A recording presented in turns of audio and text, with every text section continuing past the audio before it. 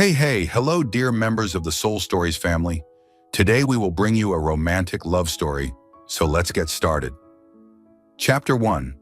Emma's life, ordinary but not mediocre. It was late at night, and the faint blue light from the computer screen shone on Emma's face, highlighting her tired eyes that still sparkled with an indescribable determination. She sat on an old swivel chair, her back slightly hunched, her right hand controlling the mouse with gentle clicks, while her left hand propped up her chin, keeping her head from dropping onto the desk. Her small apartment was nestled in a modest neighborhood, where the distant sounds of car horns and barking dogs echoed through the slightly open window. Outside, the city remained vibrant, but in this room, time seemed to slow down, leaving only the clacking of the keyboard and Emma's soft sighs.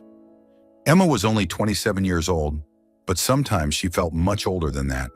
It wasn't because of wrinkles, she didn't have any yet, but because of the invisible scars life had left on her soul.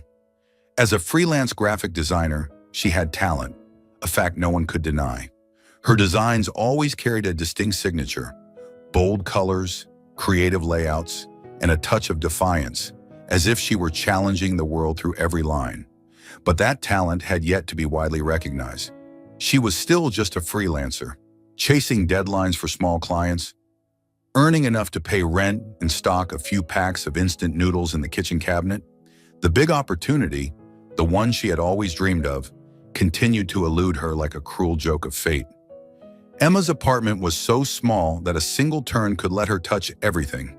A single bed pressed against the wall, a desk cluttered with drawing paper and cold coffee cups, a small bookshelf holding a few design books and worn-out novels. On the wall, she had pinned some of her favorite sketches, pieces she had once hoped to submit to big companies, but hesitated to send, fearing rejection. Not good enough, she told herself, though deep down she knew she was just making excuses to delay. Emma wasn't the type to give up easily. She was strong, independent, and loved freedom to the point of near stubbornness. She had once told her friends she'd rather starve than live relying on someone else. This wasn't just empty talk. It was the guiding principle of her life, forged through years of hardship. Her mother had died when she was just 13, from cancer the family couldn't afford to treat. Her father, a weak and alcoholic man, abandoned her right after the funeral, leaving Emma with an empty house and a small debt she had to pay off gradually through odd jobs, washing dishes, delivering newspapers, or even collecting recyclables. From then on, she learned that in this world, no one was more reliable than herself. The sudden ring of the phone interrupted Emma's thoughts. She glanced at the screen. It was Mia, her best friend from high school. Emma grimaced, certain Mia was about to drag her somewhere. She picked up, her voice slightly irritated. "Hello, what is it?" "It's late, and you're still calling." Mia's crisp laughter rang out from the other end. "Emma, stop pretending you're busy. Come out with me. There's a new bar opening on West Street. The music's great. And there are some hot guys, too." Emma sighed, rubbing her temples. "No, I'm working. Plus, I don't have money, you know that." "Come on, I'll cover it. Think of it as a late birthday treat," Mia pleaded, her voice brimming with excitement. Emma shook her head, though she knew Mia couldn't see. "No, I don't like owing anyone, even you. Besides, I have to finish this design by morning. The client's rushing me." Mia grumbled something about Emma, living like an old lady, then hung up after a string of failed persuasion attempts. Emma set the phone down, looked at the pile of papers in front of her, and gave a faint smile. It was true, she didn't like owing anyone. Even in friendship, she wanted it to be fair, not taking anything she couldn't repay. Perhaps that's why she had so few friends, but those who stayed, like Mia, understood her nature and accepted it. She returned to the design on her screen, a poster for a local perfume brand. The client wanted luxurious yet approachable, a vague request that had her struggling for 3 days. She dragged the color slider on the software, testing a champagne gold tone, then erased it because it felt too ostentatious. "I hate fake stuff," she muttered, her hand still moving the mouse. But she knew this was work, and she couldn't let personal feelings ruin it. The clock on the wall struck 1 a.m. Emma yawned widely, stretching until she heard her joints crack. She stood up, walked to the tiny kitchen corner, grabbed a pack of noodles from the cabinet, and poured boiling water in. The smell of instant noodles mingled with the damp air from the rain outside, stirring a sudden memory of her childhood, when her mother used to cook her a hot bowl of noodles after late study nights.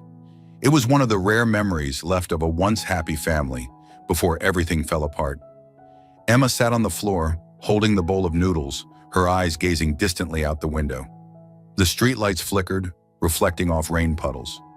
She wondered if her life would always be like this, an endless cycle of sleepless nights, bills to pay, and dreams put on hold. She didn't want to just survive. She wanted to shine, to see her name on big billboards and international ad campaigns. But the path there seemed so far away, and sometimes she questioned if she had the strength to keep going. She set the empty noodle bowl down, wiped her hands on her old t-shirt, and returned to her desk. Just finish this, and I'll rest a bit, she told herself, though she knew rest a bit was often a lie to comfort herself. Emma turned on some gentle lo-fi music, put on her headphones, and kept drawing. The lines on the screen gradually took shape, a testament that no matter how tough life got, she wouldn't give up. Little did she know, just a few hours from now, a fateful accident would change everything, pulling her into a game she was utterly unprepared to face. Welcome to Soul Stories. Life can be overwhelming, but here we share heartfelt tales to bring you peace, joy, and inspiration. Your support, every comment, like, and follow, means the world to us. It motivates us to create more meaningful and uplifting stories just for you. Did our latest story touch your heart? Leave a "I am happy" in the comments if you agree. Subscribe now and be part of a community that spreads love, kindness, and positivity. Let's make every day a little brighter together. Chapter 2. The Fateful Accident. Meeting William. Rain fell heavily, each drop pounding hard against the windshield, blurring Emma's view. She leaned forward, squinting to see through the thick curtain of rain, her hands gripping the steering wheel of the old Honda she had borrowed from Mia. The engine rattled with each beat, as if straining against this mini-storm. Emma didn't like driving in weather like this, but Mia had begged her to deliver some items to the bar for a belated birthday party setup. "Just this once, I swear," Mia had said with those puppy eyes Emma couldn't refuse. And now here she was, on a slippery road, the radio crackling with distorted pop music mixed with the sound of rain. She muttered a curse under her breath as the car skidded slightly on a puddle. "I should have stayed home," she told herself, tightening her grip on the wheel. The traffic light ahead turned red, but in a fleeting moment of distraction, she didn't brake in time. A loud bam rang out, followed by a jolt that slammed her chest into the steering wheel. Panic surged through her, her heart pounding, her hands trembling as she realized she'd crashed into something definitely not cheap. Emma flung the car door open and stepped out, heedless of the rain soaking her hoodie. Before her stood a sleek black Porsche 911 Turbo S, its rear crumpled in a large dent, long scratches marring the expensive metallic paint. The headlights of her Honda illuminated the damage, highlighting it like an accusation. "I'm done for," she whispered, feeling the blood drain from her body. The Porsche's door slowly opened and a tall figure stepped out. He wore a perfectly tailored black suit, not a wrinkle in sight despite the downpour. He didn't bother with an umbrella, letting the raindrops roll down his neatly styled black hair. Emma couldn't see his face clearly at first, the streetlights obscured by the rain, but she felt a chill radiating from him, as if he'd brought winter itself with him. Are you okay?" Emma stammered, her voice shaky from cold and fear. She stepped closer, arms hugging her shoulders to keep warm. Under the dim, hazy light, she vaguely realized she stood out despite being drenched. Her long brown hair clung wetly to her delicate oval face. Her large eyes glowed with panic, and her fair skin shone strikingly in the rain. She wasn't a glamorous beauty, but she had a natural, captivating charm that made it hard to look away. "I'm sorry, I didn't mean to. It was raining so hard, I couldn't see." He turned around and Emma got her first clear look at the man's face. Gray eyes sharp as knives, a high nose, thin lips, and a jawline chiseled like stone. He was handsome, but in an arrogant, dangerous way, like a predator. William, as she would soon learn his name, didn't respond immediately. He walked to the rear of the car, bent down to inspect the damage, hands in his pockets as if it were a trivial matter. Emma stood there flustered. "I'll pay for it, I swear. I'll call insurance." She stopped, remembering Mia's car didn't have full coverage. "Oh no," she whispered, hand covering her mouth as the gravity of her situation sank in. William finally spoke, his voice deep and even, like an emotionless melody. $50,000, he said, not looking up. "That's the repair cost, not counting other inconveniences." Emma's mind reeled. 50,000, she repeated, her voice breaking. "Are you kidding me? I don't even have $500 in my account, let alone 50,000. She let out a panicked laugh, looking at him with the hope he'd say it was a joke, but those gray eyes held no trace of humor. William straightened up, brushed his hands off, and turned to face her. He didn't get angry or shout. He just observed her from head to toe with an inscrutable gaze. Emma felt like she was being examined, but this time, she noticed his eyes lingered longer on her face, as if he were assessing something beyond the accident. She instinctively crossed her arms over her chest, trying to hide her unease under that cold stare. "I'm not kidding," he said, his tone calm yet chilling. "You hit my car, and I need compensation. Simple logic." Emma swallowed hard, rainwater dripping from her soaked hair into her wide, fearful eyes. I don't have the money. I'm just a freelancer. I do graphic design. I can't pay that much right now. But I'll try, I promise. I can pay in installments." "Installments?" William cut her off, the corner of his mouth lifting into a faint, sinister smirk. He stepped closer, so near she could smell the expensive cologne mingling with the scent of rain on him. "I don't have time for that nonsense, but first—" He paused, eyeing her with a probing look. "Are you married?" Emma froze, baffled by the question. No, she answered, her voice hesitant. "Why do you ask?" William nodded slightly as if confirming something. "Good," he said, then tilted his head, his gaze locking onto hers like a panther targeting prey. "I have another proposal.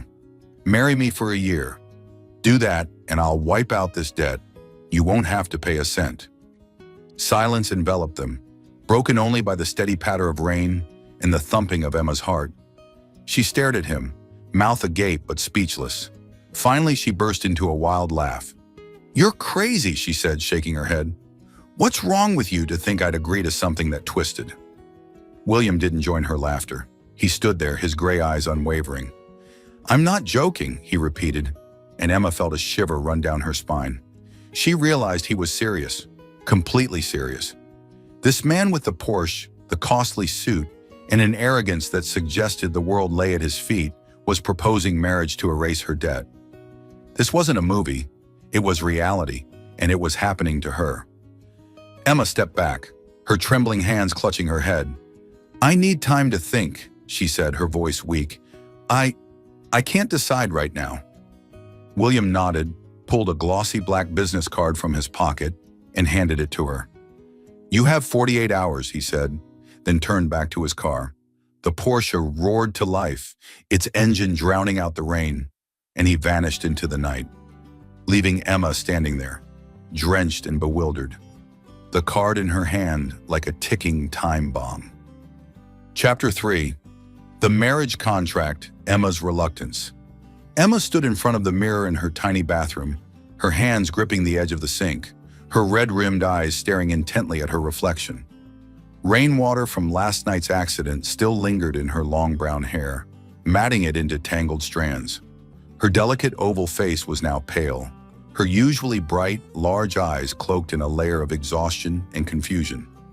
She had just returned home after William left her in the rain, his glossy black business card lying alone on the kitchen table like an inescapable reminder. "Marry me for a year," she muttered, her voice hoarse, then let out a bitter laugh. "Absolutely insane." She turned back to the living room, her bare feet stepping onto the cold wooden floor. The soaked hoodie had been replaced with an old t-shirt, but she still felt chilled, not from the weather, but from the twisted idea that man had proposed. $50,000. That amount loomed over her like a mountain, and she had no way to climb it. Emma plopped down onto a chair, cradling her head in her hands, desperately searching for a way out. "I could borrow from a bank," she told herself, only to dismiss it immediately. With a freelancer's erratic income and no collateral, no bank would lend her such a large sum. Mia? She thought of her best friend, but Mia was just a bartender, hardly flush enough to help. Emma stood up and walked to the kitchen table, where a messy pile of bills sat next to William's business card. She picked them up, her hands trembling as she read each figure. Overdue rent, electricity bills, internet costs, all totaling less than $1,000, but to her, they were already a burden. And now an additional $50,000 because of one stupid moment on the road. She threw the papers back onto the table, shouting, "I can't do this!" But then she fell silent, realizing no one was there to hear her.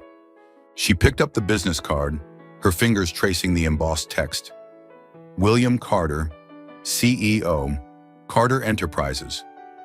No phone number, just an office address in the city center. A place where even passing by made her feel out of place among the skyscrapers and wealthy people. "Marry him for a year," she muttered again, and this time, the idea didn't seem funny anymore. It was terrifying, but it was also the only escape she could think of. She hated admitting it, but reason was slowly overpowering her emotions. "No," she said aloud, tossing the card down as if it burned her. "I can't sell my life to a lunatic like that." But that night, Emma couldn't sleep. She lay in bed, eyes wide open, staring at the ceiling as her mind spun with numbers and images of William. His cold gray eyes, his sinister smirk, his deep voice issuing commands. By 4 a.m., as dawn peeked through the window, she sat up, clutching her phone tightly. Just to ask more, she told herself, though she knew she was weaving an excuse to step into that trap. 48 hours later, Emma stood before the towering Carter Enterprises building, her feet frozen on the sidewalk. She wore a simple white blouse and jeans, trying to look more presentable than usual, but still felt out of place among the people around her. Men in expensive suits, women with designer handbags. The building loomed high, its glass facade reflecting the glaring sunlight, a symbol of power she could never belong to. She took a deep breath, stepped inside, gripping the business card like a talisman. The reception area was luxurious, with a blonde employee offering a professional smile. "I'm here to see William Carter," Emma said, her voice slightly shaky. The woman eyed her up and down, a flicker of doubt in her gaze, but she made a call to the office. After a few minutes, she nodded. "Floor 35. He's expecting you." The elevator carried Emma upward, each ding like a hammer striking her heart. When the doors opened, she stepped into a vast hallway, the marble floor gleaming, the walls adorned with pricey abstract paintings. A secretary led her to William's office, and as the door swung open, she saw him sitting behind a large desk, his gray eyes lifting from a stack of papers. He wore a different gray suit, still impeccable as before, but this time there was no rain to mask the arrogance radiating from him. "You came," William said, his tone even, unsurprised. He set his pen down, leaned back in his chair, and scanned her as he had at their first meeting. "I thought you wouldn't show." Emma stood there, hands shoved into her pockets to hide their trembling. She took a breath, then exploded. "Why me?" Her voice was louder than she intended, laced with anger and confusion. "You have money, power, a ton of people ready to grovel at your feet. Why pick someone like me, a nobody who crashed into your car, with no money, no status, for this marriage stunt?" William didn't answer immediately. He stood, stepped out from behind the desk, and approached her with slow, confident strides. When he stopped just a few feet away, the corner of his mouth lifted into a faint smile. Not joyful, but as if amused by her question. "Because you're not like those who cling to me," he said, his voice dropping to a near whisper. "They grovel at my feet for money, opportunities, attention. But you..." He tilted his head, his gaze locking onto her large eyes. "You stand here angry, defying me, even though you have nothing in your hands. That's interesting." Emma was stunned, unsure how to respond. She wanted to scream that he was sick, but the words stuck in her throat. William turned back to the desk, pulled a stack of papers from a drawer, and placed it in front of her. "Here's the contract," he said, his tone reverting to cold detachment. 1 year living together, playing husband and wife in public. No interference in each other's private lives. After a year, you're free, and the $50,000 debt ceases to exist. Emma stared at the papers, her heart pounding. She flipped through the pages, reading the dry terms. Appearing with him at events, keeping the agreement secret, not leaving the city without his consent. Each word felt like an invisible chain wrapping around her neck. "This is my life," she whispered, her voice choked. "You're buying it." "No," William interrupted, his gaze sharp and cold. "I'm giving you a way out. Choose. Sign it or find a way to pay $50,000 on your own." Emma looked at him, then at the contract. She wanted to tear it apart, to run out of there and forget everything. But then the image of the pile of bills, her small apartment, and her unfulfilled dreams flashed in her mind. Her trembling hand picked up the pen, tears welling up but held back by a bite of her lip. "I won't forgive you," she said, her voice so low it was almost a whisper, then pressed the pen to the paper. Her signature appeared, scrawled and reluctant, like a declaration of surrender. William nodded, collecting the contract. "Good," he said, devoid of emotion. "Tomorrow you move into my place. The game starts now." Emma turned and walked out, not looking back. But inside her, a smoldering fire had just been kindled, not to submit, but to find a way to reclaim her freedom. Chapter 4. The Extravagant Wedding. Sophia Appears. Emma stood before a full-length mirror in a spacious room, her large eyes reflecting the light from the lavish crystal chandelier hanging from the ceiling. She wore a pristine white wedding gown that reached the floor, crafted from soft Italian silk and adorned with hundreds of sparkling Swarovski crystals. The dress hugged her body, accentuating the graceful curves she usually hid beneath oversized t-shirts. A team of stylists buzzed around her like diligent bees. One adjusted the train of the gown, another carefully pinned a delicate tiara onto her long brown hair, styled in gentle waves. They murmured something about her looking perfect, but Emma only felt like a doll, beautiful, expensive, and soulless. "Don't move, Mrs. Carter," one stylist said, holding a pin to adjust the gown's waist. Emma grimaced at the name. She wasn't Mrs. Carter, at least not in any real sense. Everything had happened so fast, less than a week since signing the contract, and William had turned her into the centerpiece of a plan she didn't fully understand. She had been brought to his mansion the very next morning, a place so vast she got lost in its hallways. Her own home, or rather his. Her luggage consisted only of an old backpack, but William had ordered all her old clothes thrown out, replacing them with a wardrobe full of designer labels she couldn't even pronounce. "This isn't me," Emma muttered, staring at her reflection.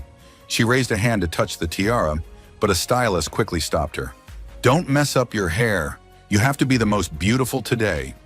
Emma gave a faint smile, thinking to herself that she didn't want to be beautiful. She just wanted to be herself, sitting in her small apartment with her laptop and a pack of instant noodles, not standing here, preparing to step into a sham wedding. The door swung open and William walked in. He wore a jet black tuxedo, tailored to fit his tall, imposing frame and exuding his usual cold demeanor. His gray eyes swept over her, devoid of emotion, though the corner of his mouth twitched upward slightly, as if pleased with his creation. "You look decent," he said, his tone flat, like he was appraising a decorative object. "Don't ruin it out there." Emma turned to him, her eyes flashing with anger. "I'm not your puppet," she said, her voice low but sharp. "You might have bought me with a contract, but don't think you own me." William tilted his head, a hint of amusement flickering in his gaze. "You're mistaken," he replied, stepping closer until she could smell the sandalwood cologne on him. "I don't own you. I'm just borrowing you for a year. Play your role well, and we'll both benefit." He turned away, gesturing for her to follow. "Come on, the guests are waiting." The wedding took place in an opulent ballroom at the city's most expensive five-star hotel. The marble floor gleamed under the glow of chandeliers, rows of tables draped in white silk, adorned with imported roses and fine wine glasses. The elite gathered in droves, their laughter mingling with music from a live orchestra. Reporters swarmed, camera flashes firing relentlessly as Emma and William entered. He held her hand, not too tightly, but firmly enough that she couldn't pull away. Emma forced an awkward smile, feeling like an actor in a play whose lines she didn't know. "Marrying so quickly, there's got to be something behind it," a voice whispered from the crowd. "William Carter wedding an unknown girl? Probably just to polish his image," another replied. Emma heard it all but kept her face impassive, trying not to show her irritation. William, in contrast, seemed utterly at ease, as if he were born to stand in the spotlight. Then a figure emerged from the crowd, drawing every eye. A tall, slender woman in a striking red evening gown approached with a radiant but blatantly fake smile. Her golden hair fell in perfect curls, her sharp blue eyes slicing through Emma like a blade. Sophia. Emma didn't need an introduction to guess who she was. William's ex, mentioned once in a cryptic, fleeting remark. She was beautiful, in a way Emma could never match. Sharp, regal, and commanding. "William," Sophia said, her voice sweet but edged with thorns. She stepped forward, a champagne flute in hand, her gaze sliding over Emma as if she didn't exist. "I'm surprised you married so fast. I didn't think you'd need someone to fill that void so soon." She emphasized void, her smile growing more sardonic. Emma felt the blood rush to her face, but before she could retort, William acted. He pulled her close, one arm encircling her waist, the other gently but deliberately lifting her chin. In front of hundreds of guests and Sophia, he leaned down and pressed a light kiss to her forehead. The crowd gasped, cameras flashed wildly, but Emma's heart stopped for a second. The kiss wasn't warm, it was cold, performative, more a statement than a feeling. William straightened, locking eyes with Sophia, his smile icy. "Not everyone is easily replaced," he said, his deep voice resonating. "But my wife is one of a kind." He stressed wife, his gaze fixed on Sophia like a challenge. Sophia stiffened, her smile faltering for a moment before twisting into a scornful smirk. "Congratulations," she said, her tone saccharine to the point of nausea.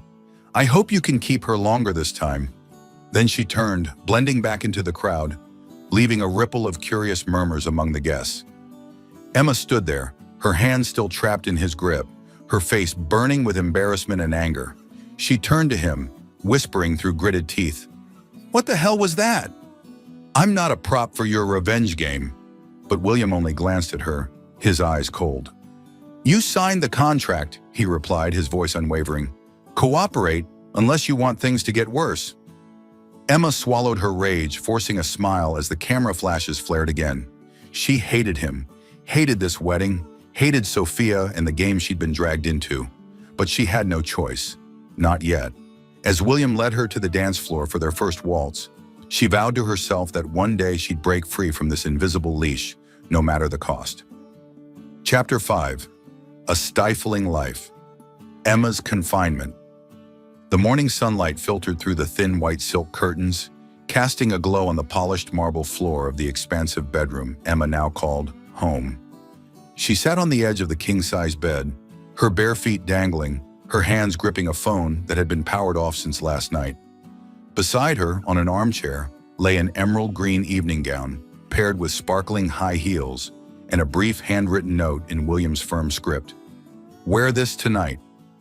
Event at 7, Emma stared at the outfit, her lips pressed into a tight line.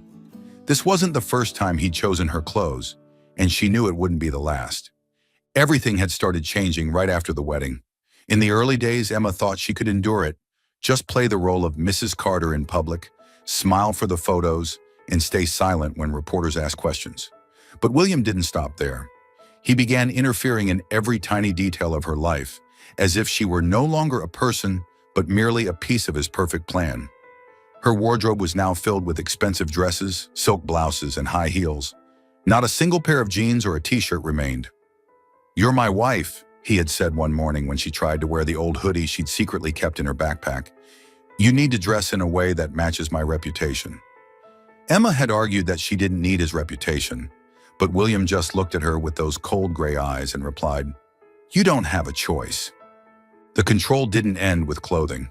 A week after the wedding, William summoned her to his study in the mansion, a grand room with floor-to-ceiling bookshelves, a glossy mahogany desk, and windows overlooking a meticulously tended garden. He sat behind the desk, his fingers tapping lightly on the wood, his gaze sharp as a blade. "You need to quit your freelance work," he said, his tone even but carrying the weight of a command. Emma froze, thinking she'd misheard. "What?" she asked, her voice rising in anger. "You heard me," William replied, not bothering to look up from his papers. "Your petty design jobs aren't suitable for a wife in your position now. They affect my image." Emma felt the blood rush to her head, her hands clenching into fists. "That job is my life," she said, her voice trembling with restraint. "I was doing it before I met you, and I won't give it up just because you want me to be a display doll." William finally looked up, his eyes locking onto hers, cold and unyielding. "You signed the contract, don't forget," he said, each word hammering into her pride. "1 year, Emma, just 1 year, and you'll be free. But for that time, you belong to me, at least in the eyes of the world." She turned and stormed out of the room, not wanting him to see the tears welling in her eyes. From that day on, William severed her ties to the outside world. He forbade her from seeing friends. "They're not of our class," he said when she suggested inviting Mia over for dinner. Her phone was monitored, messages screened before reaching her, and her laptop, the thing she cherished most, was confiscated with the excuse that she didn't need it anymore. Emma felt like a prisoner in this lavish mansion, where everything was beautiful but frigid, where she had everything, yet nothing was truly hers. She hated this feeling, the suffocation, the loss of freedom, and above all, the helplessness. Each passing day made her feel more like a decorative object than a human being. William never yelled or showed anger. He controlled her with a terrifying calm, with short commands and looks that made her shiver. But Emma wasn't one to break easily. She had survived the toughest years of her life on her own, and she wouldn't let him crush her spirit. One afternoon, while William was out for a meeting, Emma decided to rebel. She secretly rummaged through the old backpack she'd hidden in a corner of the closet, the last remnant of her former life. Inside, she found a pair of ripped jeans and a worn black baseball cap, items she'd once loved for the comfort and freedom they brought her. She slipped them on, the rough fabric hugging her legs like a reminder that she was still herself, if only for this moment. She pulled the cap low over her face, then grabbed a thin jacket from the maid's closet to disguise herself. Her plan was simple: sneak out to meet Mia just once, to breathe the air of freedom and remind herself she didn't fully belong here. She knew the mansion had guards and cameras, but she'd observed long enough to spot a flaw: the side gate in the back garden, often left unlocked by the gardener during cleanup. Emma slipped out, her heart pounding in her chest, but each step felt like liberation.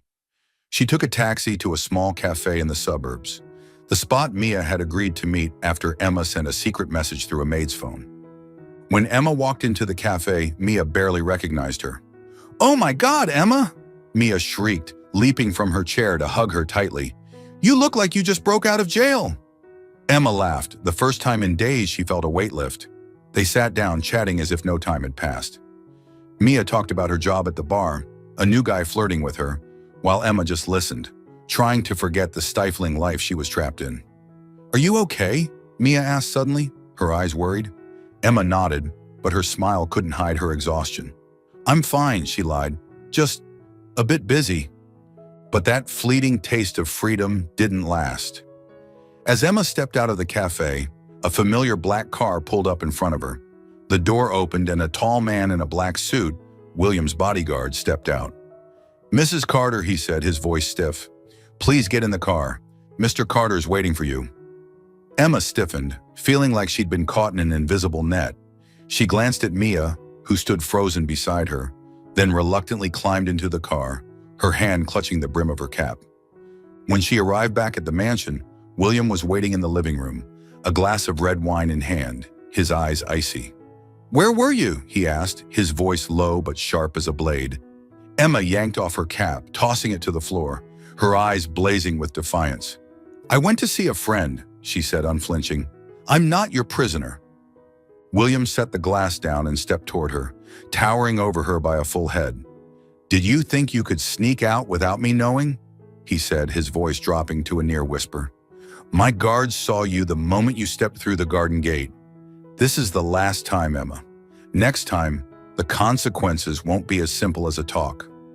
He turned away, leaving her standing there, feeling as though the air in the room had been sucked dry. Emma watched his retreating back, her hands trembling with anger and helplessness.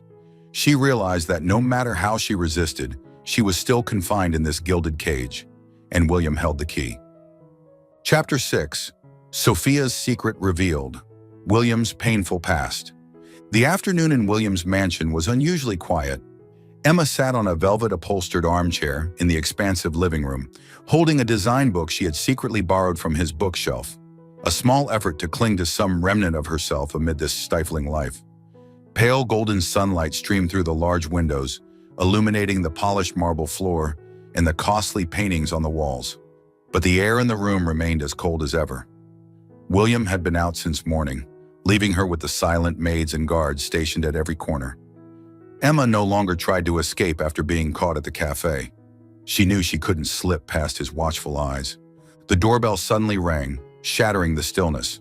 Emma looked up, frowning as she heard the sharp clack of high heels on the floor from the entrance. A maid hurried to open the door, and then a woman's sweet but icy voice echoed through, "I'm here to see William." "Where is he?"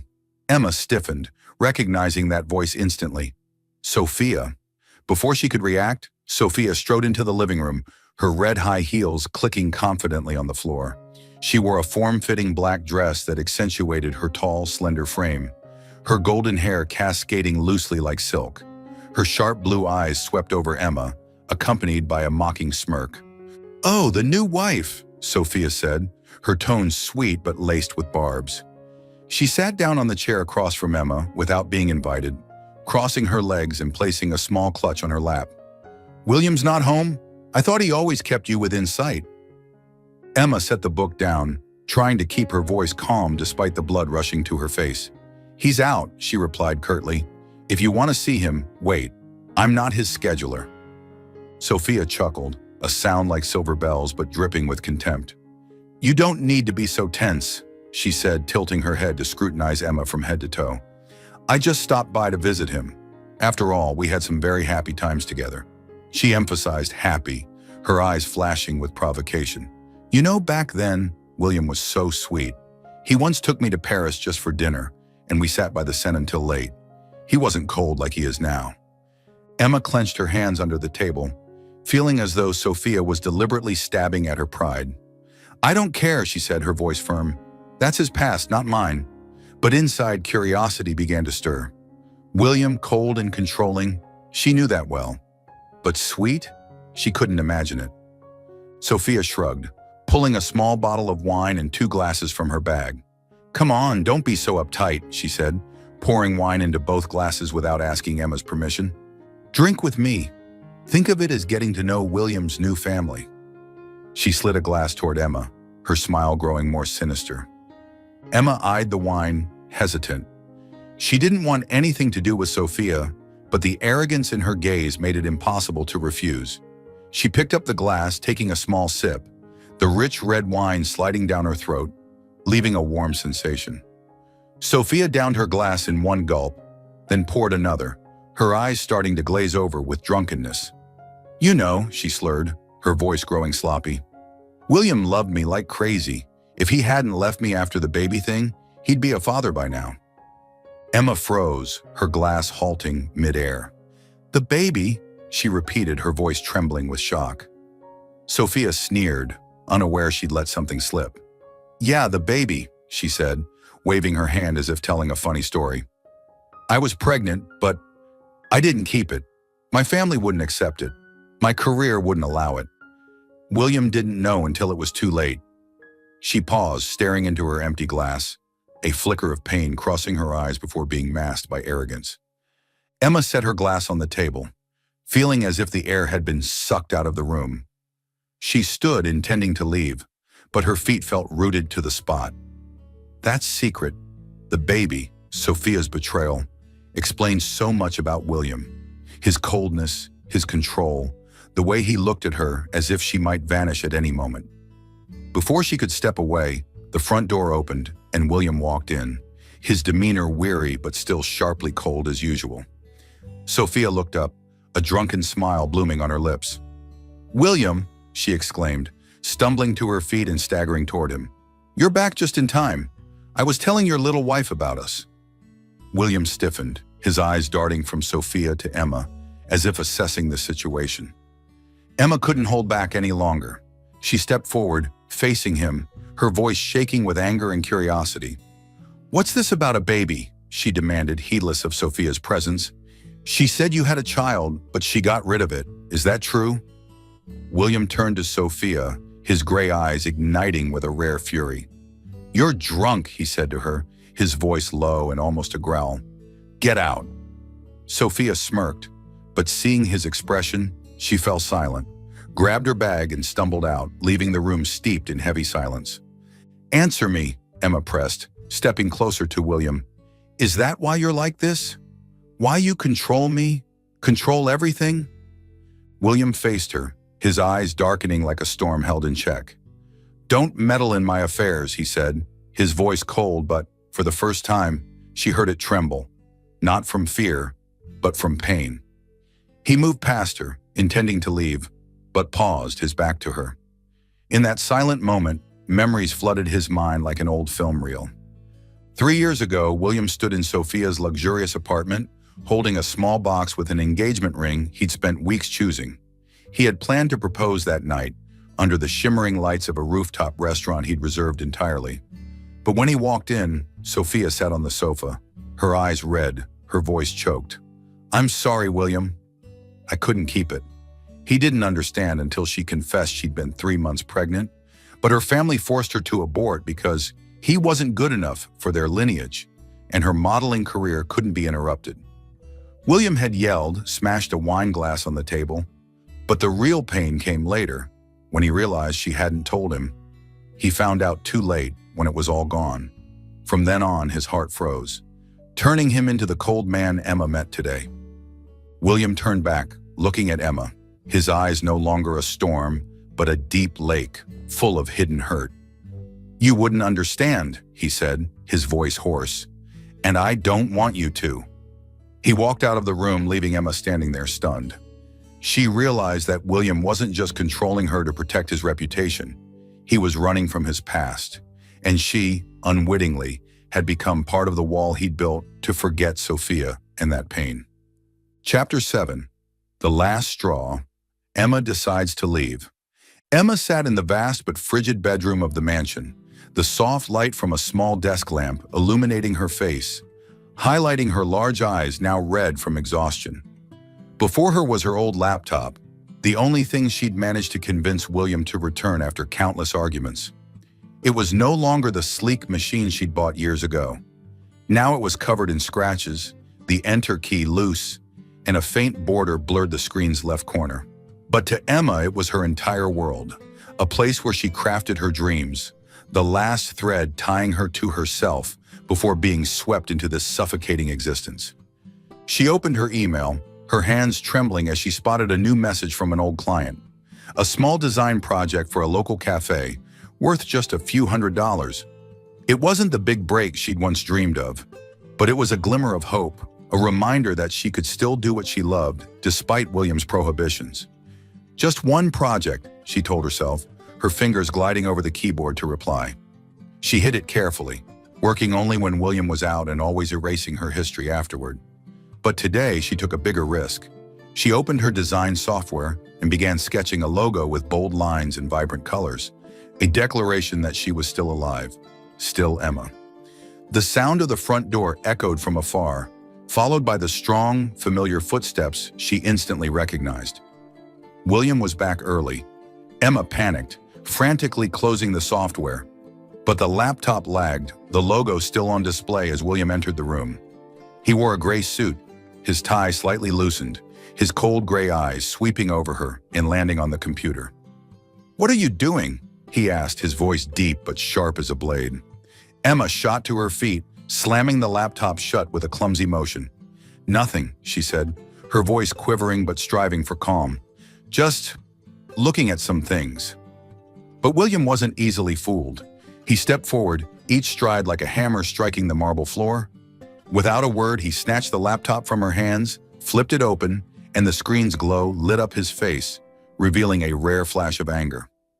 "What the hell is this?" he demanded, his voice low and almost a growl. Before him was the logo sketch, unfinished but enough to betray her actions. Emma swallowed hard, her heart pounding in her chest. "It's just a small project," she said, trying to keep her tone steady. "I need to work, William. I can't just sit here like a decoration." William stared at her, his eyes darkening like a brewing storm. "I made it clear to you," he said, each word piercing her pride.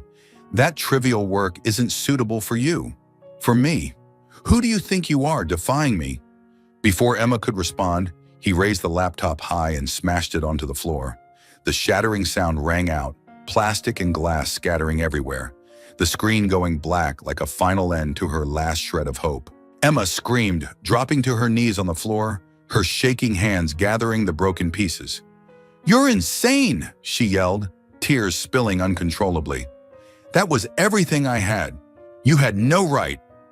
She looked up, her red eyes glaring at him with a hatred she'd never felt so keenly before. William stood there, still clutching a fragment of the laptop, his breathing heavy, but his gaze unshaken, cold, arrogant, and utterly in control. "You belong to me," he said, his voice deep like a verdict. "You signed the contract, Emma. Don't make me remind you again." That was the last straw. Emma stood, tears streaming down her cheeks, but she didn't wipe them away. She let them fall, a testament to her endurance reaching its limit. She stepped closer to him, so near she could feel his breath, and shouted, "I'm not a tool for you to use against your past." Her voice broke, carrying all her pent-up frustration, pain, and the awakening sparked by Sophia's secret. "You think you can lock me up here? Turn me into something to flaunt? To forget her and your damn past? I'm not Sophia, and I'll never let you make me into her." William froze, and for the first time she saw a flicker in his eyes. Not fear, but a pain being touched. But he quickly regained his icy composure, turning and walking out of the room without another word. The door shut behind him, leaving Emma amid the wreckage of her laptop and her shredded dignity. She sank to her knees again, hands covering her face, her breathing ragged. But then, amid the pain and helplessness, a new fire ignited within her, not to keep enduring, but to break free. She wiped her tears, stood up, her eyes blazing with fierce resolve. "I'm getting out of here," she whispered to herself. "No matter the cost, I won't let him control me for another day." From that day, Emma began planning in secret. She stopped resisting openly.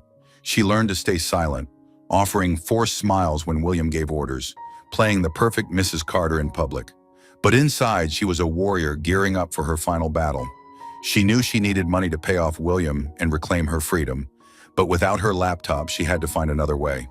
She started observing the mansion more closely, memorizing the guards' routines, William's schedule, and the blind spots the cameras couldn't see.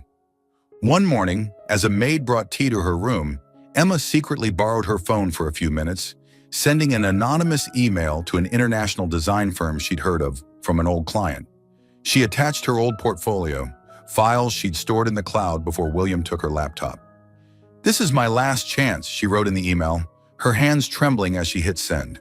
She erased all traces immediately, returning the phone without raising suspicion. Day after day, Emma lived like a shadow in the mansion.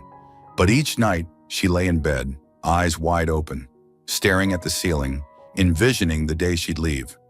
She didn't know if the company would reply, but she had no other options.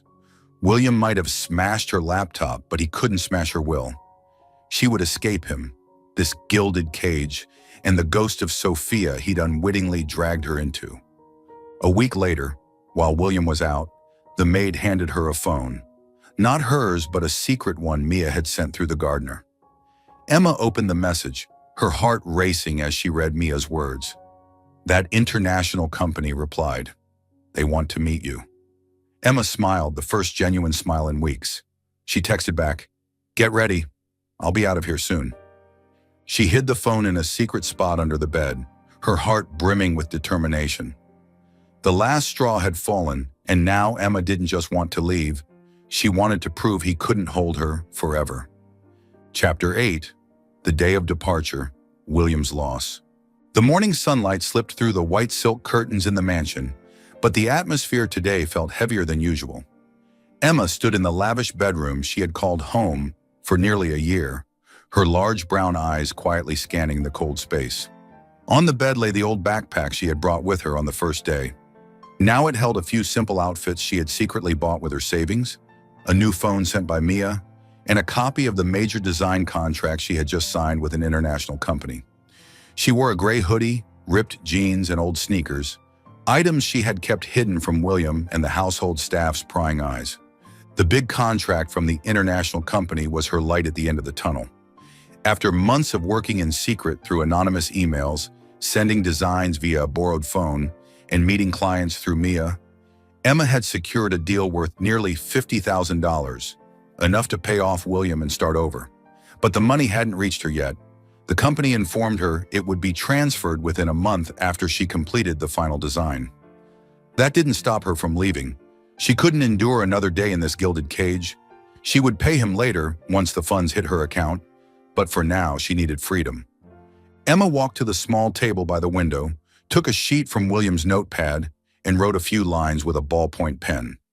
"Thank you for everything, but I don't belong here. I'll pay you back the $50,000 within a month when I receive the money from my new contract. Don't look for me." She placed the note on the pillow where she had slept each night, her eyes flickering with a moment of hesitation. Promising to repay him within a month was her final commitment, not to please him, but to sever all ties cleanly. She took a deep breath, slung the backpack over her shoulder, and quietly left the room. She had planned it meticulously. William was at an important meeting downtown, lasting until noon. The guards were stationed at the main gate, but she knew an escape route through the back garden, the side gate the gardener left unlocked every Tuesday morning. She moved through the hallway, avoiding the maid's gazes, then slipped out through that exit. As she stepped onto the narrow path outside the mansion, she didn't look back. A taxi arranged by Mia waited at the street corner. Emma climbed in, her heart pounding with the freedom she had just seized, though she knew she still had a burden to settle within the next month. William entered the mansion late that afternoon, his polished leather shoes tapping rhythmically on the marble floor. He wore a black suit, briefcase in hand, his face cold after a long day of work. He didn't call out for Emma, he rarely did, but he expected her to be somewhere in the house, perhaps sitting silently in the living room with a book or standing by the window with that defiant look he'd grown accustomed to. Her presence had become a part of his life without him realizing it until today. He climbed the stairs to the bedroom and immediately sensed an odd void. The room was too silent, no tapping of keys, no soft sighs he often heard from her. The bed was neatly made, but it lacked the warmth of life. He frowned, his gaze settling on the small note on the pillow. He picked it up, reading Emma's handwritten words. "Thank you for everything, but I don't belong here. I'll pay you back the $50,000 within a month when I receive the money from my new contract. Don't look for me." William's lip curled into a smirk, his voice dripping with arrogance as he muttered, "She'll come back." He tossed the note onto the table, unperturbed, and left the room. In his mind, the idea that Emma could earn $50,000 in a month was absurd. A new contract? With a freelancer like her, he didn't believe she had it in her. He was certain she'd soon fail, returning with downcast eyes and pleas for forgiveness. "A month?" he mused, smirking again. "She doesn't know what she's talking about." He sat in his study, poured a glass of whiskey, and sipped it as he did every evening, confident that control remained firmly in his grasp. But days passed, and Emma didn't return. The mansion grew emptier. William walked through the living room where she used to sit, but the armchair was now vacant. He entered her bedroom, finding the closet bare except for a single scribbled sketch. The emptiness weighed on him, stirring memories of the pain when Sophia had left him. Doubt began to creep in. Could she actually do what she promised? He had no proof beyond the words in her note, but his arrogance started to waver under the prolonged silence. Chapter 9. The Awakening. Sophia returns.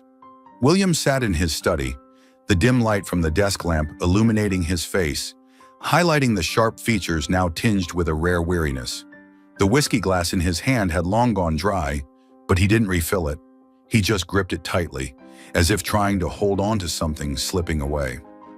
Emma's letter still lay on the desk, her neat but resolute handwriting, a declaration he couldn't erase.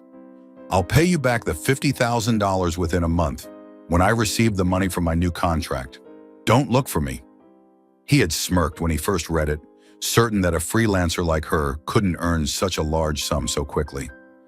He thought she'd soon return, head bowed in apology, begging for his forgiveness. But a week had passed, then two, and Emma still hadn't appeared. The vast mansion had never been so silent. William walked through the hallway, the sound of his leather shoes on the marble floor echoing like a solitary note. He paused at the living room, where Emma used to sit with her design book, her long brown hair cascading over her shoulders, her large eyes flashing with a defiance he'd once found annoying. Now the armchair stood empty, devoid of the rustle of turning pages or her soft sighs. He began to realize he missed her, not just because she filled the void Sophia had left, but for something deeper he'd never acknowledged. He stepped into her bedroom, opening the now empty closet, his hand brushing against a scribbled sketch she'd left in the corner. He looked at the bold lines on it, designs he'd once mocked, once smashed her laptop to stop her from pursuing. And for the first time, he wondered what he missed about her. It wasn't obedience. She'd never been obedient. It wasn't beauty, though she was beautiful in a natural, unpretentious way, with those bright, large eyes and fair skin he'd tried to mold into a perfect image. He missed her resilience, the way she argued with him, despite knowing she couldn't win, the way she stood tall, even when he'd caged her in this golden prison. Emma was different from Sophia. Sophia left him because she didn't need him, because her family and career mattered more. Emma left because she chose freedom, because she refused to belong to him. And that very difference kept her on his mind.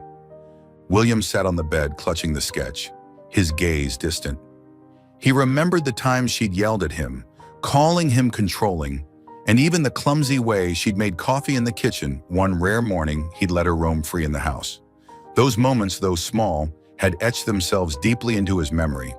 He'd once thought she was just a pawn to spite Sophia, to prove he could have a perfect marriage. But now with her gone, he realized he hadn't just lost a pawn.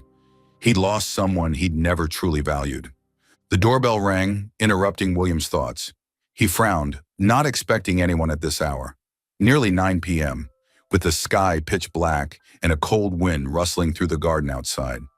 As the maid opened the door, Sophia's sweet but cutting voice rang out, "Where's William?" "I need to see him now." Before he could react, Sophia strode into the study, her red high heels clacking on the marble floor. She wore a tight black dress that flattered her tall, slender figure, her golden hair falling loosely like silk, her sharp blue eyes scanning him with a fake smile. "William," Sophia said, her voice sweet but dripping with sarcasm. She sat in the chair across from him without invitation, crossing her legs, picking up his empty whiskey glass and shaking it as if it still held liquor. "I heard your little wife ran off. Such a pity." She tilted her head, her eyes glinting with delight. "She abandoned you, just like I did. You can't keep anyone, can you, William?" William clenched his fists, anger flaring within him like a fire pent up too long. Sophia always knew how to prod his old wounds, and this time she stabbed deeper. He stood, stepping close to her, towering over her by a full head, his gray eyes blazing with rare fury. "She's not like you," he said, his voice low but sharp as a blade. "Emma didn't abandon me because she didn't need me.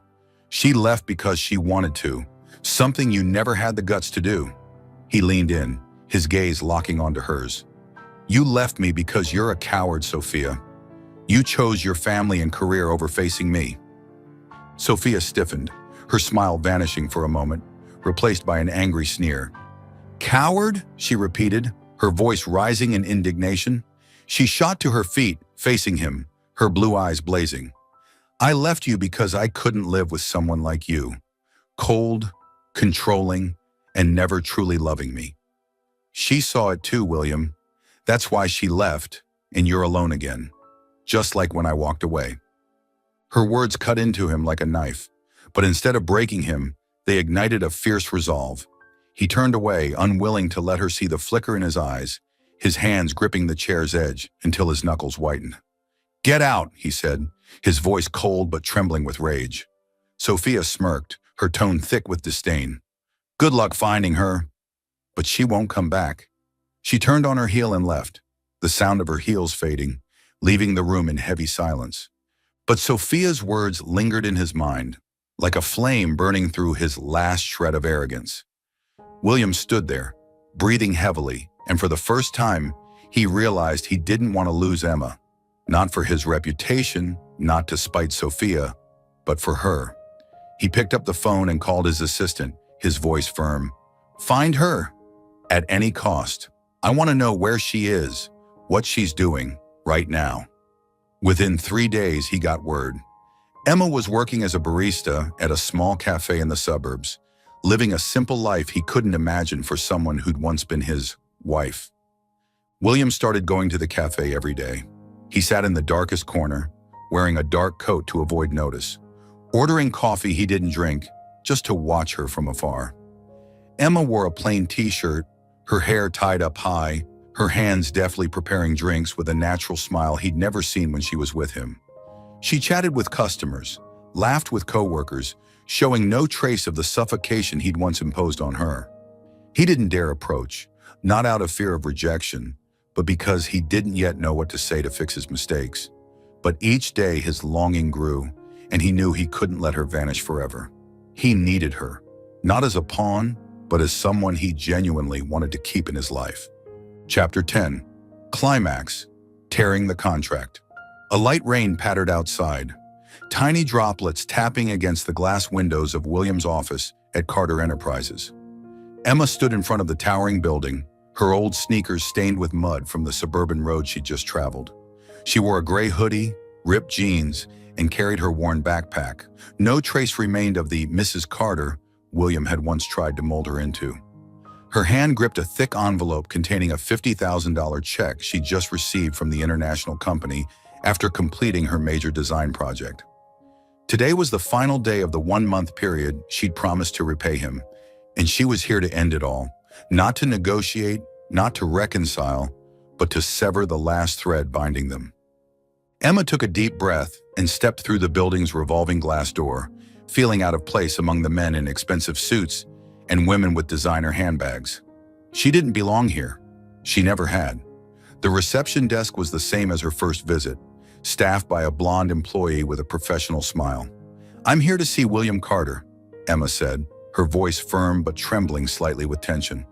The receptionist smiled and greeted her as Mrs. Carter, then made a call, saying with a smile, "Please go up, Mrs. Carter. Mr. Carter is in his office." The elevator carried her upward, each ding like a hammer striking her heart. When the doors opened, she stepped into the wide hallway, its gleaming marble floor and walls adorned with costly abstract paintings. A secretary led her to William's office, and as the door swung open, she saw him sitting behind a large desk, his gray eyes lifting from a stack of papers. He wore a black suit, hands clasped together, his face showing a hint of fatigue but retaining its familiar, sharp coldness. When he saw her, his eyes flickered with surprise, quickly replaced by a glimmer of hope she didn't want to acknowledge. "What are you doing here?" William asked, his voice deep but laced with curiosity. He stood, stepping out from behind the desk, his leather shoes tapping lightly on the floor as he approached her. Emma placed the envelope on the desk, pushing it toward him with a decisive motion. "Your money," she said, her voice steady and unwavering. $50,000 as I promised in the letter. I don't owe you anything anymore. From now on, we're done." She turned to leave, her steps quick as if eager to escape the room as soon as possible. But William was faster than she expected. He moved forward, blocking the door, his gaze locking onto hers, refusing to let her go so easily. "Wait," he said, his voice hoarse, carrying a tone she'd never heard from him before. Not a command, not arrogance, but a small plea. Before Emma could react, he returned to the desk, pulled the marriage contract from a drawer, the original they'd signed nearly a year ago, and tore it into pieces right in front of her. The fragments fell to the floor like white rain, silent yet dramatic, and Emma stood stunned, her large eyes widening in shock. "I don't need the money," William said, his voice low but brimming with emotion. the first time she'd heard him speak without his usual cold control. He stepped closer, his hand trembling slightly as it reached out as if to touch her, but he stopped when she instinctively stepped back. "I need you, Emma." He looked straight into her eyes, his gray gaze no longer a storm, but a deep lake, full of vulnerability and sincerity. "I used to think you were a way to forget Sophia," he confessed, his voice rough, as if dredging up his own pain. "I was wrong. I don't love you because you fill her void. I love you, for your strength, for never bending to me, for making me feel alive." Emma stood there, her eyes wide with shock, her breath rapid as if caught in her throat. She'd never heard William say such things, not with arrogance, not with calculation, but with a raw honesty that made her tremble. She swallowed hard, searching for a response, but her mind swirled with conflicting emotions. He'd just said he loved her? This man who'd confined her, smashed her laptop, turned her into a puppet in his revenge game. She couldn't believe it. No, she didn't dare believe it. "You," Emma began, her voice shaky, her hand tightening on her backpack strap as if to steady herself. "You can't erase what you've done with a few words. Do you think I'll forget the months you controlled me? Turned me into something for you to show off?" She shook her head, her eyes flaring with a mix of anger and pain.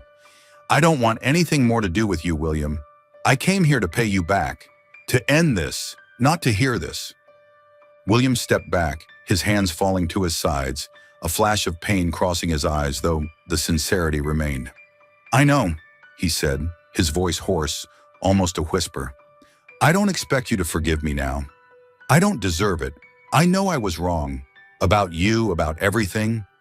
I treated you like something to control, but now I see I don't want you to stay because of a contract or money or anything but you. I just want you to know the truth, that I love you, and I'm willing to do anything to prove it." Emma looked at him, her heart pounding with clashing emotions. His words rang in her mind like a melody she couldn't shake. Honest, wounded, and powerful. She saw a different William, not the arrogant CEO who'd forced her into a contract, not the cold man who'd shattered her dreams, but a man standing before her, bared with pain and hope. Yet she couldn't erase the scars he'd left on her heart, the suffocation, the helplessness, the nights she'd cried alone in that lavish room. "I don't trust you," she said, her voice low but firm, though tears welled in her eyes. "Not because I don't see your sincerity, but because I can't risk it again. I fought too hard to escape you, to find myself again. I don't want to go back. Not now, maybe not ever." She turned, stepping toward the door, her hand gripping the knob as if to anchor her resolve. "Emma!" William called, his voice breaking with a rare desperation. She paused but didn't turn around. "I won't force you to stay," he said, each word dragged from deep within him. "But if one day you change your mind, I'll wait. Not because I want to control you, but because I can't imagine my life without you." Emma didn't reply. She opened the door and stepped out, the sound of the rain outside drowning out her footsteps. She didn't look back, but tears finally fell, streaming down her cheeks as she walked through the hallway. She was stunned by his confession, but her heart remained shut.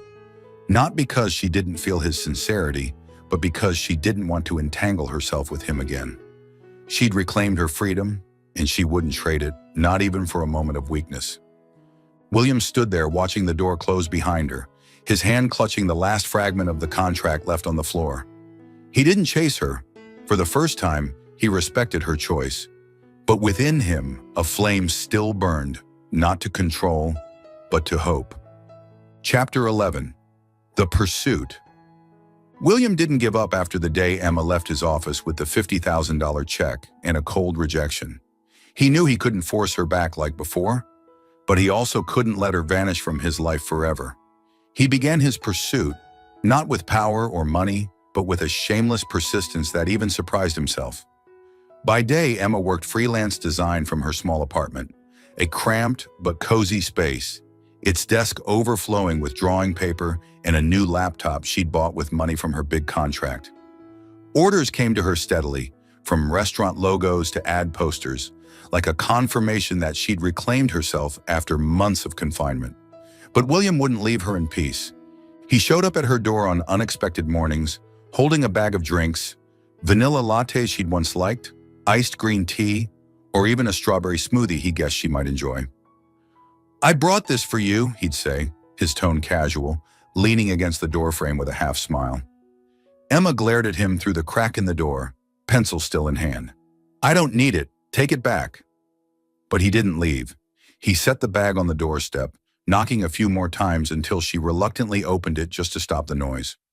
Some days he was bolder, slipping inside when she forgot to lock the door, lingering on the old sofa next to her desk. "What are you doing? Get out!" she snapped, shooing him like a fly. But William just grinned, leaning back on the sofa and saying, "I'm not bothering you, just watching you work." Emma, exasperated, threw an eraser at him, but he dodged it, picked it up, and placed it back on her desk with a nonchalant expression. At night, when Emma worked at the cafe, William continued his strategy. He sat at the bar right in front of her, ordering a slew of drinks: lattes, cappuccinos, Americanos, bubble tea, just to annoy her. "Are you trying to turn me into a coffee machine?" she snapped, her hands moving deftly while he smiled. "If you'd talk to me, I'd order less." She shot him a glare, but he stayed there day after day, ordering so much that the staff nicknamed him the weird customer. He waited for her every late night, standing outside the cafe with his sleek black car parked discreetly around the corner. "I can get home myself," Emma grumbled, brushing past him. But William followed, holding an umbrella when it rained, saying, "I'm not comfortable letting you go alone." He bought her food, sandwiches, hot soup, instant noodles, leaving them at her cafe or doorstep with a note, "Don't starve yourself." Emma didn't thank him, but he noticed she stopped throwing them away like she did the first time. One night, he showed up at her place demanding to eat dinner together, sitting outside her door for 3 hours until she opened it, unable to stand it any longer. Another time, he lied that his car broke down in the rain, sleeping on her sofa, keeping her awake with his coughing fits. Then one night after walking her home, William stood at her door, his eyes glinting in the dark. "Emma," he called, then suddenly leaned down and kissed her. Emma flinched, pushing him away. "What are you doing?" But he held her tight, whispering, "I can't lose you again." She stopped resisting, her lips slowly returning the kiss, hesitant, tentative, but full of emotion. When they parted, Emma looked at him, bewildered, while he brushed her hair gently. "I won't give up." Chapter 12. A perfect ending. A true proposal. The rain had stopped, giving way to a peaceful evening in the suburbs, where the faint glow of streetlights illuminated the narrow road leading to Emma's apartment. William stood in front of the mirror in the living room of his mansion, adjusting a simple white shirt. No suit, no tie, no trace of the arrogant CEO who had forced Emma into a marriage contract nearly a year ago. He looked at himself in the mirror, his gray eyes no longer cold, but alight with a gentle determination. He had changed, not overnight, but through the months of persistently pursuing her, through the times she'd brushed him off, through the moments he realized he couldn't bear to lose her again. Tonight he would do something he'd never done before, propose to her, not for anyone else, but for the love he felt for her. William left the mansion with a small bag, containing items he'd prepared himself: a simple bottle of red wine, 2 homemade sandwiches, clumsy but heartfelt, and a small ring box he'd spent a week choosing. He hadn't hired a chef, booked a fancy restaurant, or called the press. Everything was simple, because he knew Emma didn't need extravagance. She only needed sincerity. He drove to her apartment, his heart pounding in his chest, not from fear of rejection, but because, for the first time, he was placing his entire heart into something he couldn't control. Emma sat in her small living room, the light from a desk lamp shining on the workspace where she'd just finished a design for a new client. She wore a white t-shirt and shorts, her long brown hair tied up high, her large eyes focused on the laptop screen. Her life now was one of freedom, designing by day, brewing coffee at the cafe by night, with no one controlling her anymore. But William lingered in her mind, despite her reluctance to admit it. His shameless appearances with drinks, his loitering beside her as she worked, his late-night walks home with her, even sleeping on her sofa with the excuse of a broken car, All of it left her flustered. That kiss from the other night haunted her, his warmth something she both feared and couldn't forget. She told herself she didn't want to get entangled, but her heart had wavered, if only slightly. A knock at the door broke her thoughts. She frowned, glancing at the clock. Nearly 8 p.m. Not a time for Mia or anyone else to drop by. She stood, opened the door, and saw William standing there, bag in hand, his familiar half-smile on his lips. "You again?" she asked, her tone half irritated, half curious. "What's it this time? Demanding dinner or sleeping over again?" William chuckled softly, shaking his head. "No," he said, his voice deep but gentle. "I'm here to invite you to dinner. Just the two of us. No tricks." Emma tilted her head, eyes wary, but something in his tone kept her from refusing outright. "Fine," she said, crossing her arms. "But don't expect me to cook." He led her to the small balcony of her apartment, a spot she rarely used due to her busy schedule. William had brought a folding table, setting it up with the wine, 2 foil-wrapped sandwiches, and 2 plain glass tumblers. No flowers, no candles, no music, just the distant street lights and a soft breeze passing through. Emma sat across from him, her eyes flickering with surprise. "This is the dinner you meant?" she asked, her voice tinged with mockery. "I thought you'd drag me to some 5-star restaurant." "I know you don't like those things," William replied, pouring wine into her glass. "You like simplicity, and I want you to see I'm sincere." Emma took a sip, her gaze on him, saying nothing but feeling a strange warmth inside. He had changed, she could sense it. The meal passed in comfortable silence, broken only by a small laugh when Emma teased him about the burnt edge of his sandwich. When she finished, William took a deep breath, stood, and before she could grasp what was happening, he dropped to one knee in front of her. Emma froze, the wine glass in her hand halting midair. He pulled a small ring box from his pocket and opened it. Inside was a simple silver ring. No gems, no flashiness, but with a refined beauty she adored. "Emma," William said, his voice hoarse with emotion, his gray eyes locking onto hers. "This time, it's not for anyone else, not for a contract, not for status, just because I love you. I was wrong to control you, to think you were something for me to show off. But now I know I can't live without you. Not because you fill a void, but because you're the one I want to be with until the end. Will you marry me?" Emma stared at him, her large eyes wide with shock, then suddenly burst into laughter, not mocking, but a light, surprised laugh. She set the glass down, hand covering her mouth, her eyes shimmering under the light. "You really are shameless," she said, her voice trembling with emotion. "But this time, I'll say yes." She paused, looking straight at him, her expression turning serious. "On one condition, you have to respect me. No more controlling me. I want us to start over, for real." William smiled, the first time she'd seen his smile free of any arrogance. Just pure, genuine happiness. He slipped the ring onto her finger, his hands shaking slightly with emotion, then stood and pulled her into his arms. Emma didn't push him away. She wrapped her arms around him, his warmth seeping into her, dispelling the shadows of the past. "I promise," he whispered into her hair. "This time, it's just you and me." At that same moment, from a distant street corner, Sophia stood under a tree's shadow, her sharp blue eyes fixed on Emma's small balcony. She wore a long coat, her hand clutching her purse tightly, a bitter glint crossing her face as she watched William kneel in proposal. She'd heard he was chasing Emma, but hadn't believed he'd go this far. Now, seeing him embrace her, the joyful smile on his lips, one she'd never seen when they were together, Sophia realized she'd lost him forever. She turned away, walking silently into the night, her figure fading into the darkness, leaving William to a future without her. William and Emma stood on the balcony, hand in hand, their gazes forward. They didn't need a lavish mansion or the glow of high society. They only needed each other. They were starting anew, overcoming Sophia's shadow, building a future grounded in true love and the respect they'd fought to earn. Emma rested her head on his shoulder, smiling. "This time, let's do it right, okay?" William nodded, pressing a gentle kiss to her forehead. "Right and forever." Thank you for following this heartfelt story of Soul Stories channel. Share your thoughts about the story in the comments below. If you believe that true love can withstand all trials and sometimes begins in the simplest of ways, don't forget to hit the like button and share this story with your friends.